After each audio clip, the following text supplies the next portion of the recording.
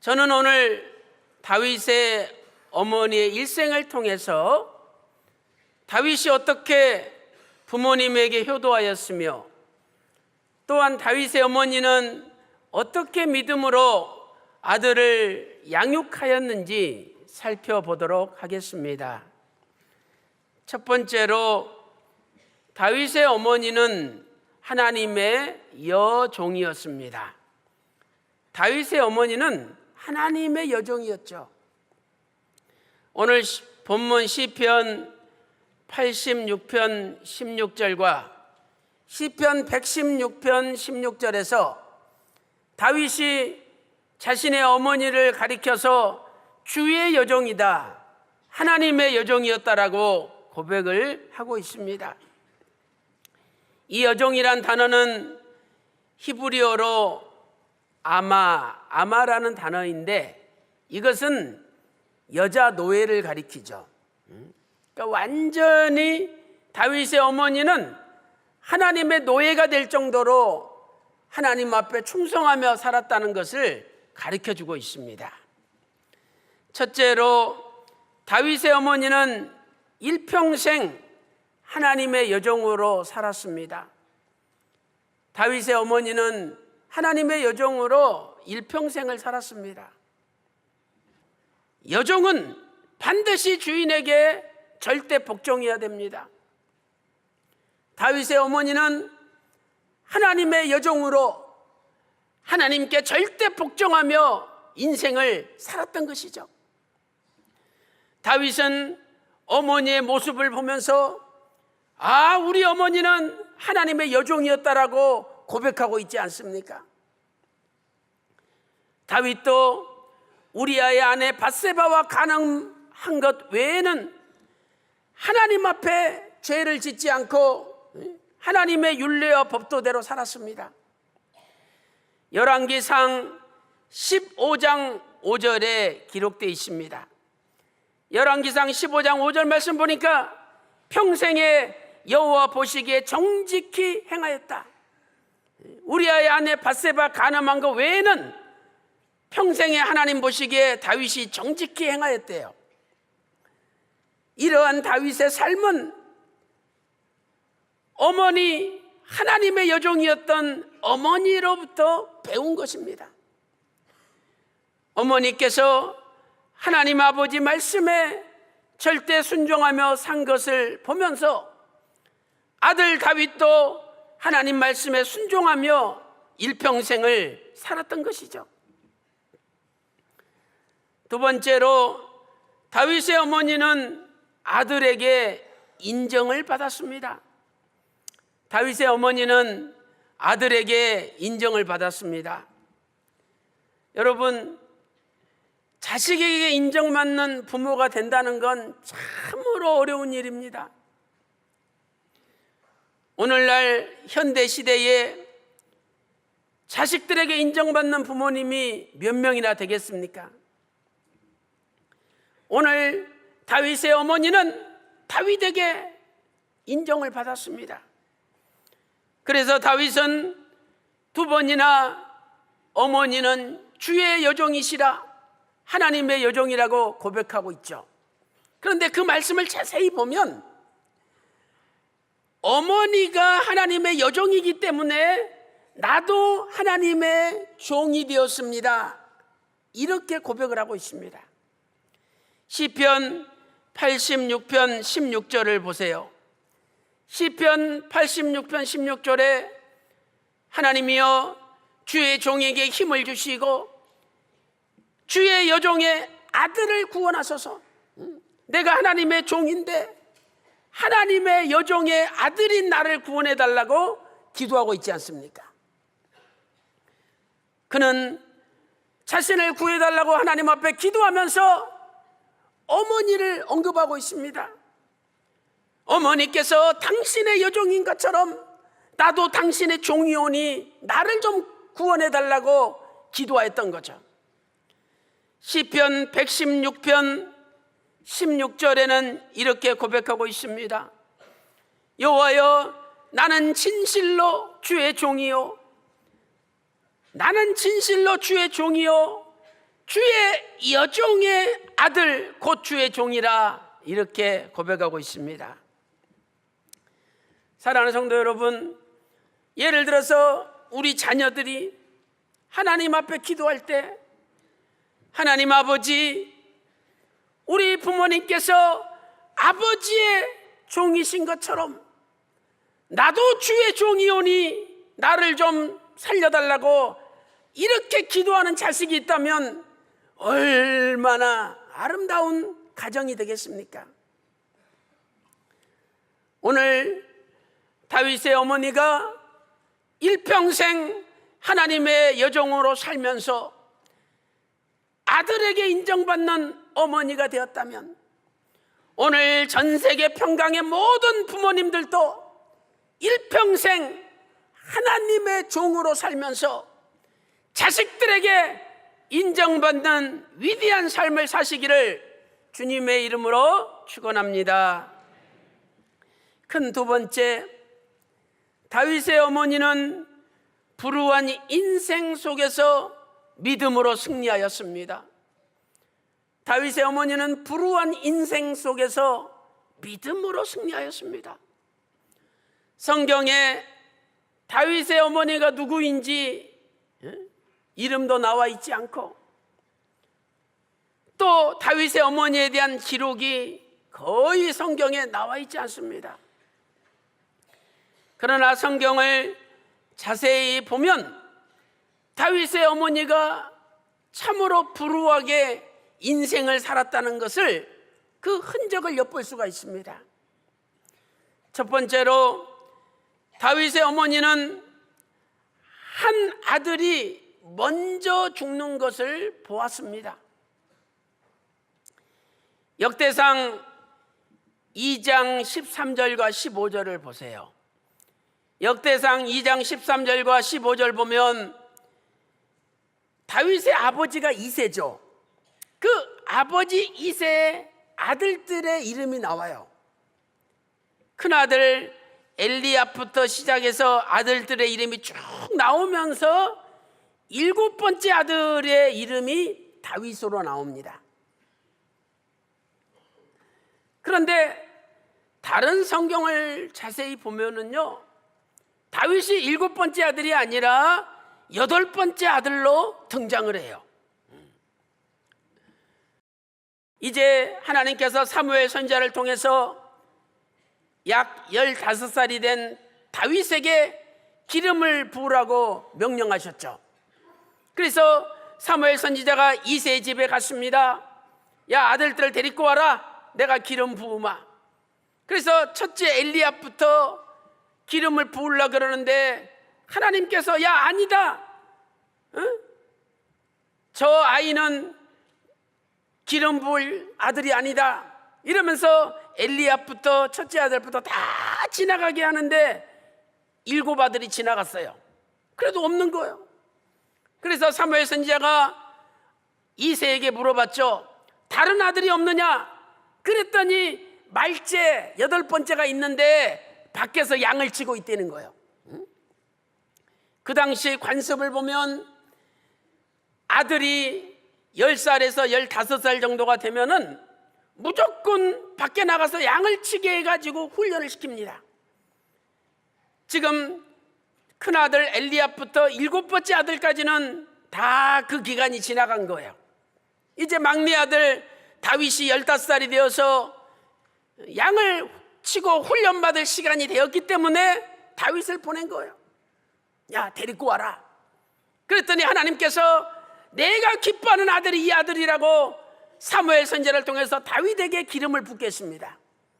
그러므로 이 장면을 볼 때 다윗은 8번째 아들이죠. 그 말씀이 사무엘상 16장 11절에 기록되어 있죠. 사무엘상 16장 11절입니다. 또한 사무엘상 17장 12절부터 14절에도 다윗이 8번째로 기록이 되어 있습니다. 그렇다면 왜 성경에서는 한쪽에서는 7번째 아들이라고 말씀하고 있고 한쪽에서는 8번째 아들이라고 말씀하고 있을까요? 그것은 중간에 한 아들이 죽었다는 겁니다. 그것도 그 아들이 어렸을 때 죽은 것이 아니라 다 큰 다음에 죽은 거예요. 분명히 다윗이 15살 때 양을 치고 있을 때 7 아들이 살아 있었잖아요.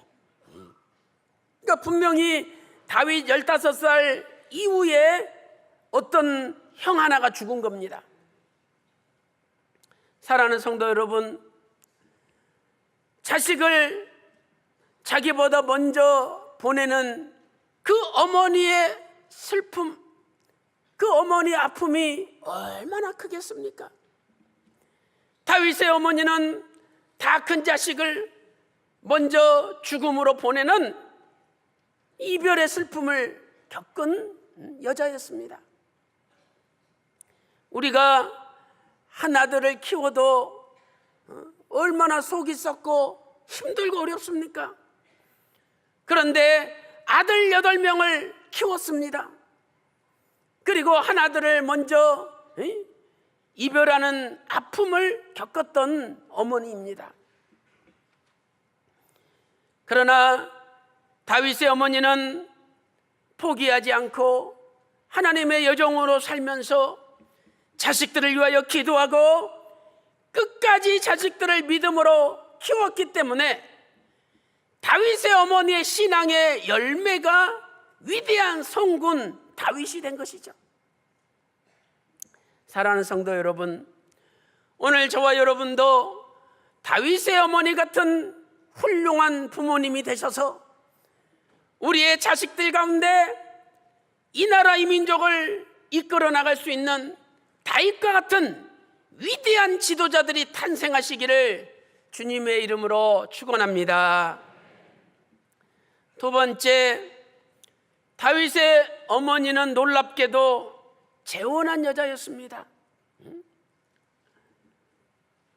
우리가 다윗의 어머니가 그런 재혼할 정도로 불우한 인생을 살았던 거 생각지도 못하고 우리가 성경을 읽었지 않습니까?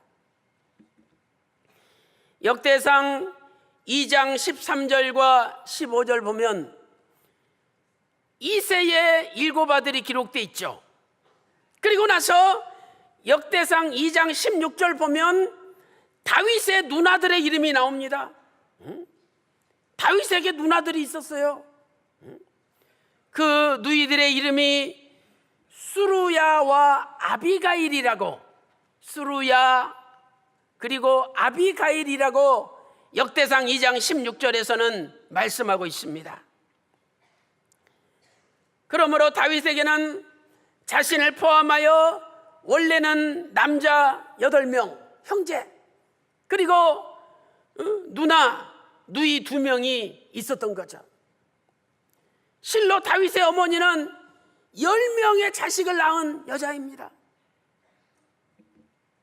그런데 놀라운 사실은 이 수루야와 아비가일, 다윗의 누나들의 아버지 이름이 이새가 아니라 다른 사람으로 성경에 기록되어 있습니다. 사무엘하 17장 25절 말씀 보세요. 사무엘하 17장 25절 보니까 나하스의 딸 아비갈이라. 이 아비갈이 히브리어 아비가일, 똑같은 사람이에요. 그런데 그 아버지가 이새가 아니라 나하스라는 거죠. 다윗의 어머니의 남편은 둘이었습니다. 나하스와 이새. 다윗의 어머니는 나하스와 결혼하여 수르야와 아비가일이라는 2 딸을 낳았습니다. 그런데 어떤 이유인지 갑자기 남편이 죽었어요. 딸 2 낳고 갑자기 남편이 죽었으니 얼마나 인생이 깝깝했겠습니까? 그리고 나서 하나님께서 그 믿음을 보시고 다윗의 어머니가 이새와 다시 결혼할 수 있도록 이끄셨고, 이새를 통해서 8명의 아들을 낳았던 것입니다. 참으로 다윗의 어머니의 인생은 파란만장한 인생이었습니다. 남편이 죽고 또 재혼했는데 아들 하나가 죽고 참으로 파란만장한 인생이었죠. 그러나 다윗의 어머니는 하나님의 여종으로 하나님 말씀에 한 번도 떠나지 않고 하나님 말씀에 복종하면서 기도하면서 자식들을 양육하였습니다. 오늘 이 위대한 다윗의 어머니가 우리 평강의 모든 부모님들이 되어서 우리가 인생을 살면서 눈물 질 수밖에 없는 힘들고 고통스러운 어려움을 당한다 할지라도 끝까지 포기하지 않고 우리 자식들을 믿음으로 잘 양육하여 너는 하나님의 종이로다 인정받는 저와 여러분 되시기를 소망합니다. 큰 세 번째로 다윗의 어머니는 말년에 다윗의 고난에 동참했습니다. 다윗의 어머니는 말년에 다윗의 고난에 동참했습니다.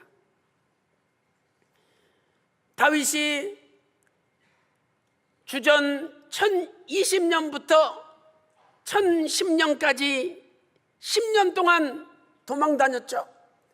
사울 왕이 죽인다 그러니까 주전 1020년부터 1010년까지 10년 동안 도망 다녔습니다. 그런데 5번째 도피할 때 다시 부모님들과 만납니다. 첫 번째로 다윗의 어머니는 다윗의 5번째 도피처부터 함께 하였습니다.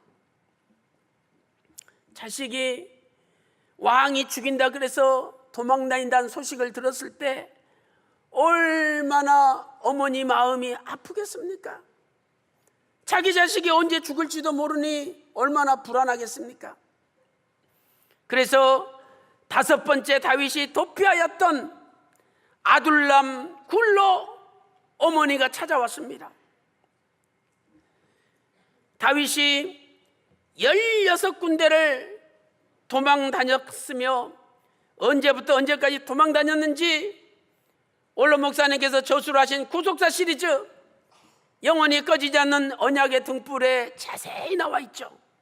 그 16군데 도피처 가운데 5번째 도피처가 아둘람 굴이에요. 사무엘상 22장 1절 말씀 보세요. 사무엘상 22장 1절에 다윗이 아둘람 굴로 도망하매 그 형제와 아비와 온 집이 듣고는 그리로 내려갔다라고 말씀하고 있습니다. 환난당한 자, 빚진 자, 마음이 원통한 자가 다윗에게 다 몰려들었는데 400명가량이 몰려들었습니다. 이때 다윗의 부모님들도 동참을 한 거죠. 다윗은 이제 아둘람 굴에서 모압 미스베 6번째 도피처인 모압 미스베로 도망갑니다. 이 모압 왕은 다윗을 죽이려는 사울 왕과 원수지간이에요. 그러니까 다윗이 사울 왕한테 쫓겨가지고 자기한테 도망치니까 다윗을 보호해 준 거예요. 그래서 다윗이 모압 미스베로 도망을 갔습니다. 그리고 다윗이 모압 왕에게 이야기합니다. 왕이시여, 하나님이 나를 어떻게 하실지 내가 아직 잘 모르겠습니다. 그러니 하나님이 나를 위하여 어떻게 하실 것을 내가 알기까지 나의 부모로 당신과 함께 있게 해달라고 부탁합니다. 그리고 다윗은 요새로 싸우러 나갑니다. 다윗 보세요. 자기가 언제 죽을지 모르는 상황 속에서도 우리 부모님들이 죽으면 안 된다고, 우리 부모님들 보호해달라고 이렇게 이방 왕에게 요청하는 그 다윗의 충성스러운 효를 보십시오. 우리 평강의 자녀들은 부모님 잘 모셔야 합니다. 오늘 저와 여러분이 살아있고 하나님을 믿고 건강하게 있는 것 자체가 부모님께서 기도해 주시고 부모님이 나를 키워주셨기 때문입니다. 그리고 나서 사무엘상 16장 사무엘상 22장 4절 한번 보세요. 사무엘상 22장 4절에 이렇게 말씀하고 있습니다. 부모를 인도하여 모압 왕 앞에 나아갔더니 그들이 다윗의 요새에 있을 동안에 모압 왕과 함께 있었더라. 다윗은 요새로 싸우러 나가고 다윗 왕 부모님들을 모압 왕이 지켜준 거죠. 신명기 27장 16절 보세요. 그 부모를 경홀히 여기는 자는 저주를 받을 것이라. 신명기 27장 16절입니다. 이 말씀은 부모님을 공경하면 반드시 복을 받는다는 역설적 말씀입니다. 오늘 전 세계 평강의 자녀들은 부모님께 효도함으로 하나님께 저주가 아니라 복을 받을 줄로 믿습니다. 두 번째, 다윗의 어머니는 도피할 때에 나이가 많았습니다. 다윗의 어머니는 도피할 때에 나이가 많았습니다. 자 보세요. 다윗의 어머니가 두 딸 낳았죠. 8명의 아들을 낳았습니다. 그러면 2년 간격으로 낳는다 할지라도 20년 이상이 걸려요. 거기다가 지금 다윗이 도망갈 때 20살이 넘었잖아요. 그리고 또 결혼해가지고 남편 잃고 또 결혼해서 애를 낳았으니까 다윗의 어머니도 나이가 먹었지 않습니까? 다윗이 도피할 때 분명히 다윗의 어머니의 나이는 70이 넘었을 것입니다. 사무엘상 22장 4절에 부모를 인도하여 모압 왕에게로 나아갔죠. 그들이 다윗의 요새에 있을 동안에 모압 왕과 함께하였더라. 이 히브리 원문의 뉘앙스를 보면은 다윗이 요새 있을 동안에만 모압 왕과 함께했다는 것은 뭐냐? 다윗이 요새에서 돌아온 다음에 다시 다윗과 함께했다는 것을 의미하고 있습니다. 다윗의 어머니는 다윗이 도망 다닐 때 그 모든 지역마다 함께하였습니다. 아니, 건강한 젊은 청년도 도망 다니기에 궁급하고 힘든데 나이 70이 넘어서 그 아들 도망 다니는 거, 그 쫓아가는 것만 해도 얼마나 고통스럽습니까? 그러나 다윗의 어머니는 다윗을 떠나지 않았습니다. 아들의 고난에 동참하면서 아들을 위해서 기도하며 아들을 믿음으로 이끌었던 것이죠. 오늘 우리도 다윗의 어머니처럼 우리 자녀들, 우리가 천국 가는 그날까지 자녀들을 위하여 믿음으로 기도하고 자녀들을 끝까지 붙들고 신앙으로 인도하여 다윗과 같은 위대한 믿음의 사람으로 만드는 전 세계 평강의 어머니들, 아버님들 다 되시기를 주님의 이름으로 축원합니다. 결론적으로 다윗의 어머니의 사랑은 하나님의 사랑을 나타냅니다. 다윗의 어머니의 사랑은 하나님의 사랑을 나타내죠. 시편 27편 10절에 다윗이 고백합니다. 내 부모는 나를 버렸으나 여호와는 나를 영접하시리로다. 대부분의 성경이 다윗의 부모가 다윗을 내팽개치고 버린 것처럼 번역하고 있습니다. 그러나 우리가 성경 전체의 구속사 역사를 볼 때 다윗의 부모가 다윗을 버리지 않았잖아요. 그러니까 이것은 번역이 뉘앙스가 좀 틀린 거죠. 여기 버렸으나 이 단어는 히브리어 아자부라는 단어예요. 아자부. 그래서 이 아자부는 떠나다는 뜻입니다. 여러분, 이 시편 27편 10절은 인간의 유한성과 인간 부모의 유한성과 하나님 아버지의 영원하심을 대조시킨 거예요. 육신의 부모는 아무리 훌륭해도 결국은 자식들의 곁을 먼저 떠나지 않습니까? 그러나 하나님 아버지는 절대 우리 곁을 떠나지 않는다는 말씀이에요. 그래서 부모는 나를 떠나도 하나님은 나를 떠나지 않고 영접하시고 받아준다는 거죠. 우리가 하나님을 떠날지언정 하나님은 우리를 떠나지 않으십니다. 누가복음 15장 보세요. 탕자가 집을 나갔죠. 그런데 아버지는 맨날 동굴 밖에서 이 자식이 언제 돌아올 거나 기다립니다. 누가복음 15장 20절 말씀 보니까 상거 서로 간의 거리가 먼데 벌써 아버지는 돌아오는 자식의 얼굴을 알아보고 달려나가서 껴안고 뽀뽀하지 않습니까? 육신의 부모는 나를 떠나도 영원한 하나님 아버지는 나를 떠나지 않고 끝까지 받아준다는 거예요. 그래서 오늘 또 이 어버이날을 맞이하여 하나님 아버지 품으로 다시 돌아가시기를 소망합니다. 어머니가 자식 있고 잊어버리고 자식 버리는 비정한 어머니가 어디 있습니까? 그런데 오늘날은 간혹 그 비정한 어머니도 있다는 거예요. 이사야 49장 15절 말씀 보세요. 여인이 어찌 그 젖먹는 자식을 잊겠으며 자기 태에서 난 아들을 긍휼히 여기지 아니하겠느냐. 그러나 그들이 혹시 잊을지라도 나는 너를 잊지 아니하리라 하나님께서 말씀하고 있습니다. 이사야 49장 15절이죠.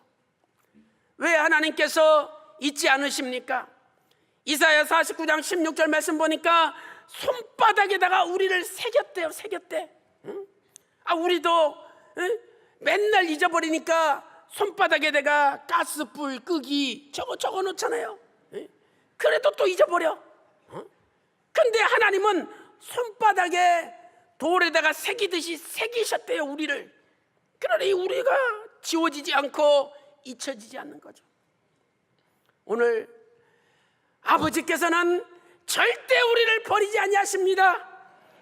오늘 어버이날을 맞이하여 나를 낳아주고 길러주시고 키워주신 부모님께 효도하고 부모님께 감사할 뿐만 아니라 더 나아가 우리를 창조하시고 지금까지 붙잡아 주신 하나님 아버지 품으로 다시 다 돌아가는 저와 여러분이 되시기를 주님의 이름으로 축원합니다.